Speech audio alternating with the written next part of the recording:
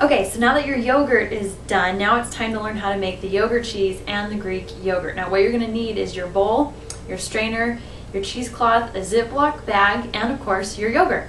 So let's go ahead and get started.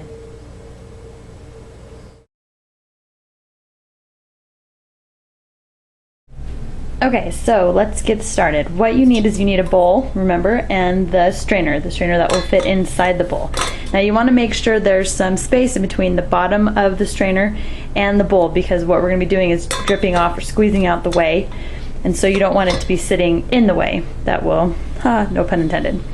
Anyway, now what we're going to do is we're going to take our cheesecloth. Now this is how it comes off the board. It's already folded over. You don't want to unfold it any or your yogurt will just go straight through the holes.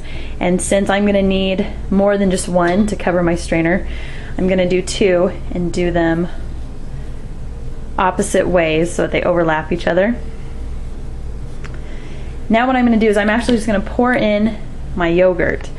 Now I'm going to pour it in because to make yogurt cheese it's going to take about twice as much as what I need. So if I need a quart of yogurt cheese, I need to start out with 2 quarts of yogurt.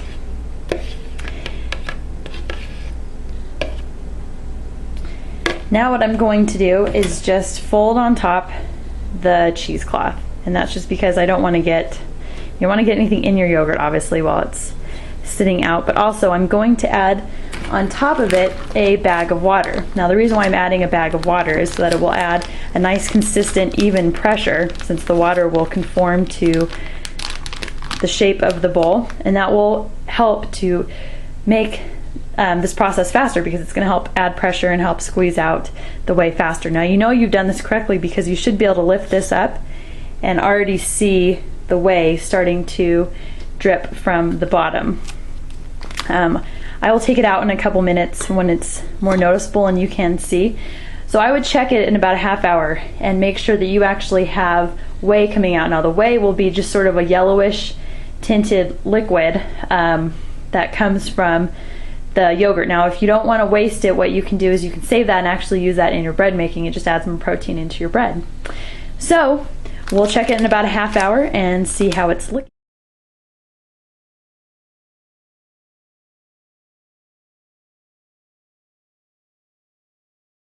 Okay, now in case you don't have a strainer in a bowl or you don't want to do that much, I wanted to show you another option that you can do, and that is using a coffee filter, or again you could use the cheesecloth, just same idea as this coffee filter. And what you want to do is you want to get a jar. I have a quart mason jar, and I'm just going to stick the coffee filter in, and I'm going to leave some of the edges out so that I can use a rubber band to secure it in place. Obviously if you don't secure it in place, once you put the yogurt in, it's going to fall right in, and that's not what we want. We want to make sure that it's hanging so that the whey can drip out of it so we can make our Greek yogurt or yogurt cheese depending on how thick you want it.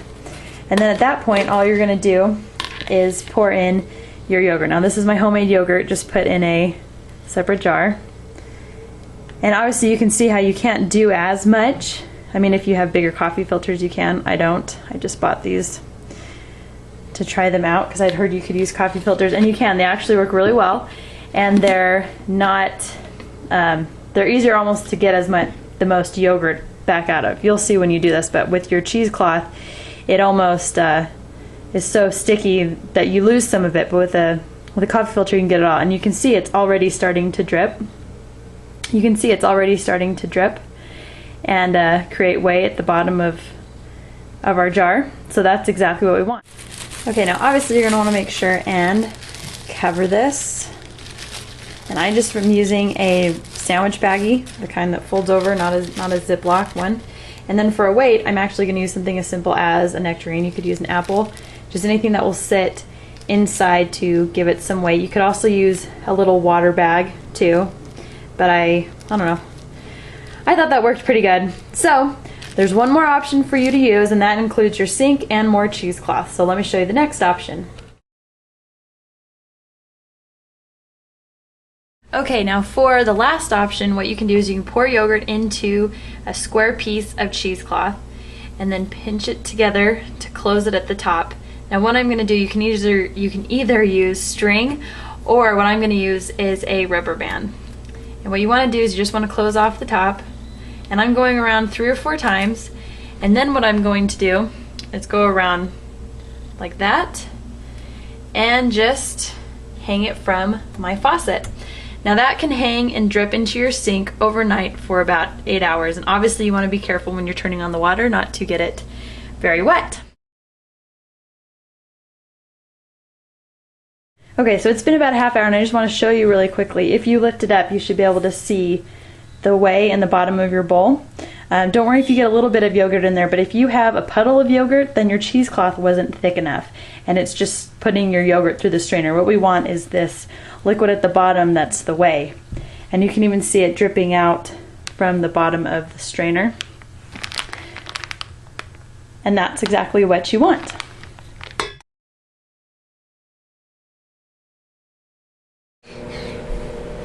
Okay, so I pulled this out of the refrigerator. It's been about 4 hours, and I wanted you to see how much whey we've already drained off after 4 hours. Now this is pretty much what you'd want for a Greek yogurt. So let me show you how thick it is.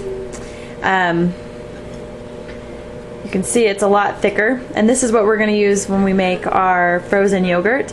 And then what you want to do for the yogurt cheese is just continue to let this drain. You want to let it drain pretty much overnight for yogurt cheese, and I'll show you what that looks like as well. Okay, I just really quickly wanted to show you the yogurt cheese. Now yogurt cheese, you can tell, see how it has that nice imprint from the cheesecloth? That's how you can tell it is going to be the yogurt cheese. Plus it's much thicker. See, as we peel it off, it's much thicker. Now let me go ahead and dive in and show you how much thicker it is. Now this is almost spreadable. It should be sort of the consistency of a soft cream cheese at room temperature. And then obviously if you put it in your fridge, and it will get more solid. And this is what we're going to use to make the cheesecake, and this is what you would use in place of cream cheese. You can use this on bagels and all sorts of fun things. Okay, so hopefully you can see exactly how easy making the Greek yogurt and the yogurt cheese is. Now, over the next coming weeks, I'm going to show you a couple recipes that you can do with the yogurt, the Greek yogurt, and the yogurt cheese. So you'll want to make sure that you keep checking everydayfoodstorage.net for more videos and more recipes on how to use all of these new things that we're learning.